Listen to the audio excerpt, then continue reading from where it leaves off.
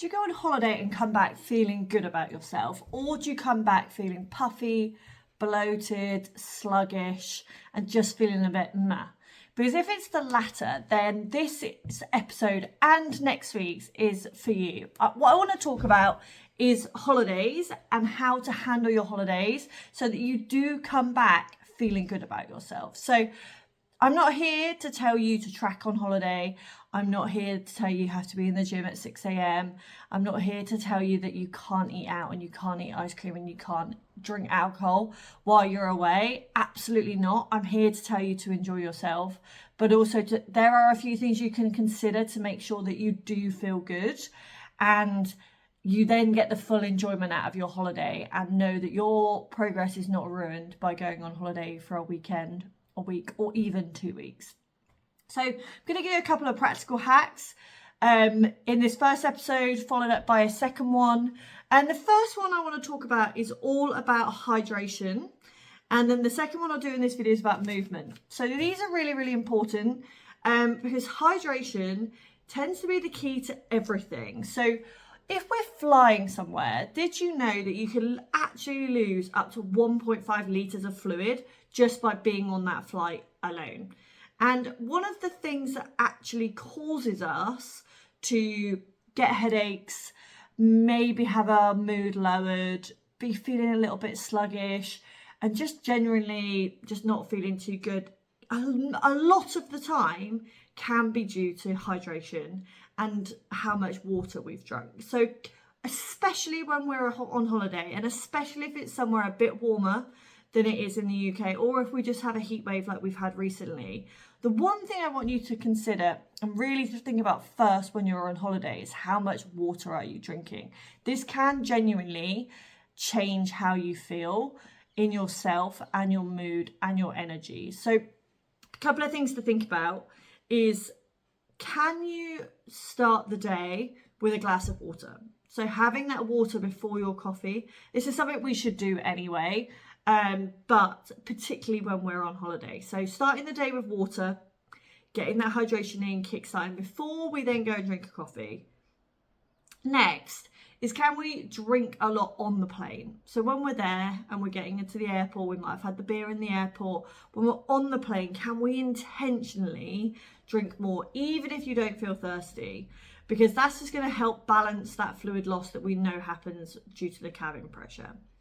The next, and it might feel silly and you might feel a little bit like an emotional support, but can you carry a water bottle with you when you're out and about, whether that's by the pool, just having it next to you, or if you're in a city and you're off walking about, just having that water bottle with you at all times shows intention.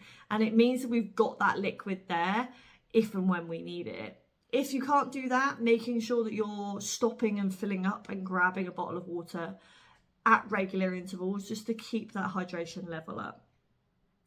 And then finally, we're likely to be drinking more alcohol while we're away, if it's that sort of trip. So just matching your alcohol consumption with water as well. So as we know, alcohol is something that dehydrates us anyway. And if we're already a little bit dehydrated and we're drinking alcohol a little bit earlier or more in the day than we would normally, we are just pushing that dehydration even further, and we're likely to then wake up the next day with a headache, maybe feel a little bit sick, not have slept very well. So water can be really, really key to a lot of things. And I'm going to talk about bloating in the next episode, but water is the key to stopping bloating as well. So that might feel counterintuitive, but just to call that out now, that water is really, really key to stopping us feeling bloated. So that's number one. Number two, the second thing I wanted to talk about is movement. Now, as I said at the beginning, I am not here to tell you that you need to be in the gym at 6 a.m, hitting it that hard, up before the sun or anything like that. What I want you to consider, and what I really want you to think about with movement, is to be intentional with it. And if you want to work out and you want to use the hotel gym, do it because you want to, not because you feel like you have to. There is a real big distinction in the difference there, that if you want to work out, do it. Like, absolutely. If it's going to make you feel good, you've got the time, it's not putting you out, do it. But if not, be intentional with the movement that you are doing and get it done early on in the day. And the easiest way of getting movement in when we're on holiday is simply steps. Now, what I want you to think about is, can you do a 20 or 30 minute walk before you have your breakfast? So whether that's walking to a local cafe, or if you're in an all-inclusive, can you just get up and have a walk around the grounds or down onto the beach or around the pool a few times before you then go and sit and have your breakfast? Therefore, we've just kick-started that movement.